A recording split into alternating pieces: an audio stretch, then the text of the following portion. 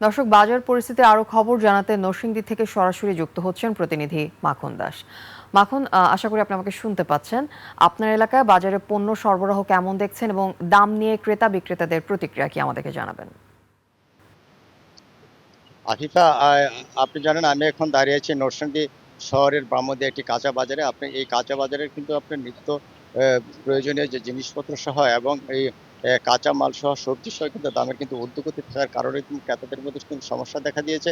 তেমন কিন্তু বিক্রেতারা কিন্তু তার ক্রেতারা পাচ্ছে না, সেই জন্য তারা উভয় ক্ষেত্রে সমস্যা হয়েছে। আমাদের আপনি জানেন এই সবজি বাজারে বেগুন আপনার ৮০ থেকে প্রায় ১০০ টাকার মধ্যে বিক্রি হচ্ছে এবং করলা ৮০ টাকা বিক্রি হচ্ছে, পটল মনে করেন ১০০ টাকা কেজি বিক্রি হচ্ছে।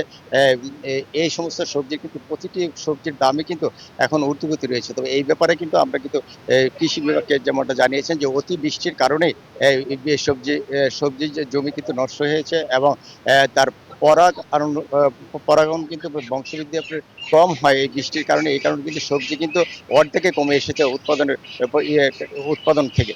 তবে এই যদি কয়েকদিন যদি টানা বৃষ্টি যদি না থাকে এবং যদি আবহাওয়া ভালো থাকে তাহলে হয়তো সবজির দামটা একটু কমবে। আর এছাড়া আপনি জানেন যে ডিমের দামও কিন্তু বৃদ্ধি পেয়েছে।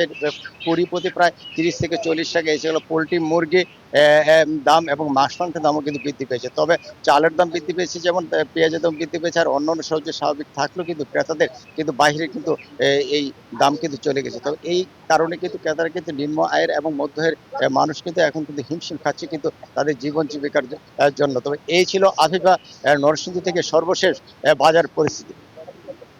মাখন, ধন্যবাদ আপনাকে। দর্শক, নরসিংদী থেকে সেখানকার বাজার পরিস্থিতি জানাচ্ছিলেন প্রতিনিধি মাখন দাস।